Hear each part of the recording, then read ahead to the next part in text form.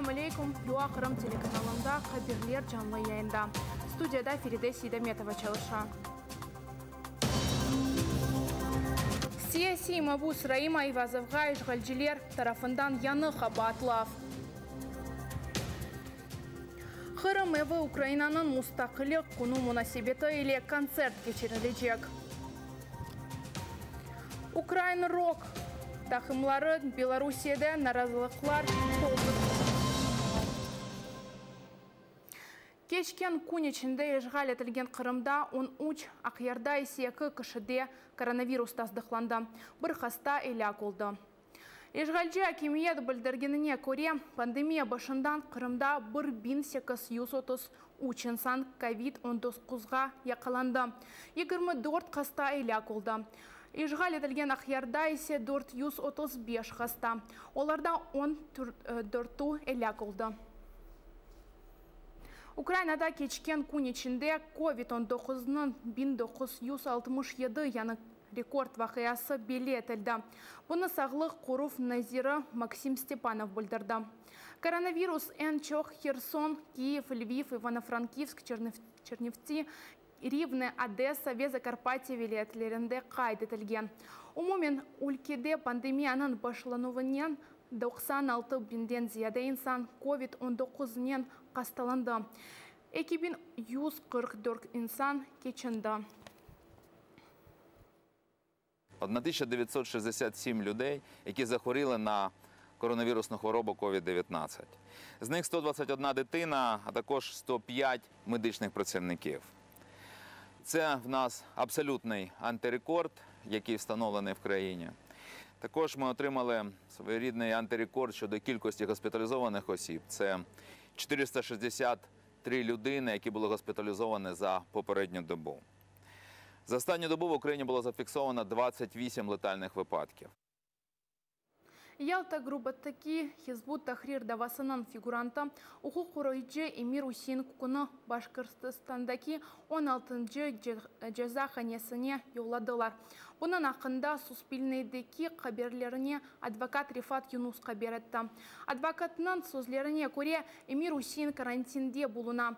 Erkekinin sağlık alı memnuniyetsizdir. Cezahanede muntazam tedavilesi almay. Advokat Rifat Yunus'un bildirgine gibi o cezahanelerde Emir Usin Kuku ve başka siyasi mabuslarını ziyaret etmeye planlaştıra. Пока из всей ялтинской группы Эмир Усин один.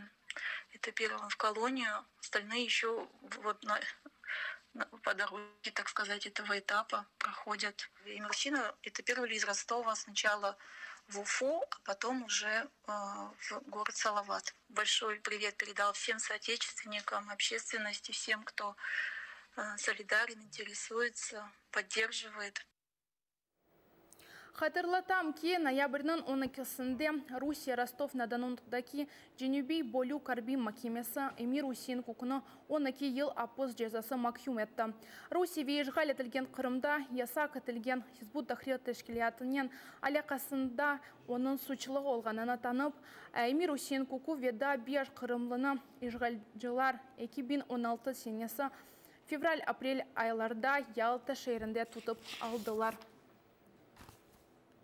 Avgust'un 23'ünde Kiev'de 4. sefer Ukrayna müstakilliginin 29. yıllığına bağışlanған Kırım evi yüreklerini birleştire Kırım konserti ötkerilecektir.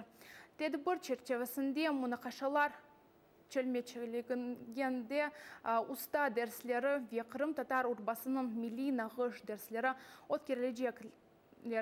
Konsertini Kırım Tatar Musafir milli takımı ve Yerce Lenara Osmanova açacak.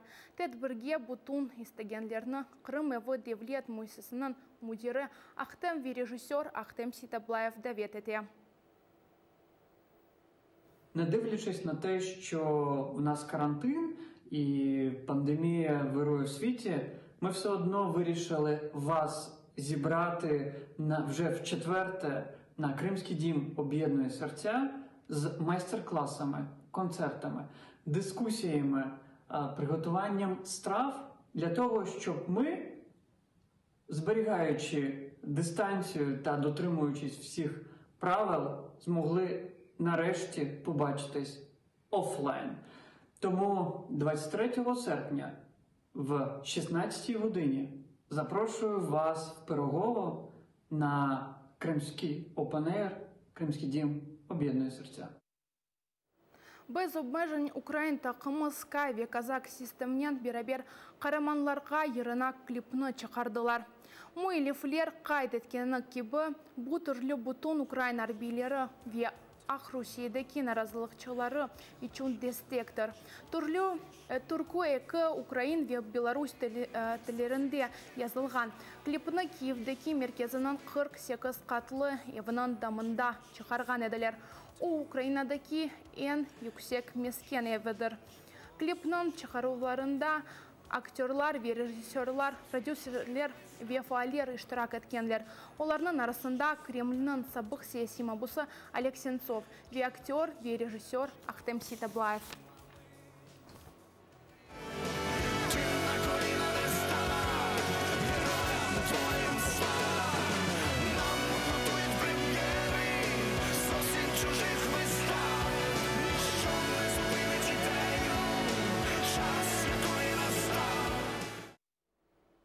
Либрейт Крайме әрекетінің іштіракчелері Украина Девлет байрағы ве мұстақылық күніне акция кечірді.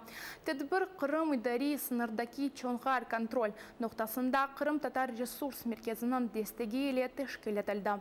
Акция іштіракчелері Ижғалжы акиметіні тахик етіп, Украина акиметіні Қырымға кірген ве андан чықанлар үшін сынырлавларыны ләғу етмеге чықарды. Блокада, яка сьогодні склалася через неконституційну заборону громадянам України, які мешкають в Криму, відвідувати вільну територію власної держави, має бути скасована. Вона обмежує фундаментальні права громадян України в Криму, вона непропорційна, вона тягне величезні корупційні ризики. І ми впевнені, що вища влада України знайде в собі мужність і мудрість і скасує це ганебне рішення, дозволить громадянам України без будь-якої дискримінації відвідувати підконтрольну територію власної держави. Террористик тешкілятының іштіракчысынден тешкілятчысы олды. Саяси мабус ұйдырылған Хизбут Тахрир давасының екінші Ахмеджет группасындаки Раим Айвазовның қабатлавы денішті. Ешғалжелер әндінден Қырым татарларының Хизбут Тахрир тешкілятында іштірак етуф дегілді тешкіл етівде қабатлай. Бөлі етіп, ешғалжелер она умырлық апыс мұдеті бері біле. Райымның апайы Мавиле Айвазовның сөзлеріне көре, ешғалжелер бөлі етіп ақайының апысты чекіштірмелер ақында айтып бергеніне үшін ондан интикам алмақ істей. Он рассказал то, что его пытали, ему все-таки переквалифицировали на первую часть. Ему предлагали быть свидетелем ложным. Он отказался. Его поддержали родные, в том числе и отец, который сказал, чем быть ложным свидетелем, который дает ложные показания, лучше сидеть вместе с ними. 500 миллион доллар миқдарындаки зарарны Беларусьқа Девлет müesseselerdeki nazarlıklar getirdi. Lakin bu rakam milyardaka kadar көтерілмелі. Bu sözler Aleksandr Lukashenko'nun iktisadiyat meselelerde yardımcısı Valerий Belskiy ait. Onlarını Еврорадио bildirdi. Sabadan Minsk'teki traktör fabrikasının kapıları o günde bayrak ve şiarlar ile adamlar toplandı. Andan onlarını OMON xadimleri қуып çıkardılar. Evvelsi fabrika xadimleri oy hesabına alınған tatil arızalарını yazdılar.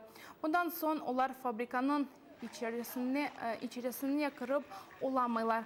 Onlarının keçit vesikaları keçiriliyedegil. Narazılıklar farklı şehirlerinin müesseselerinde çıkmakta.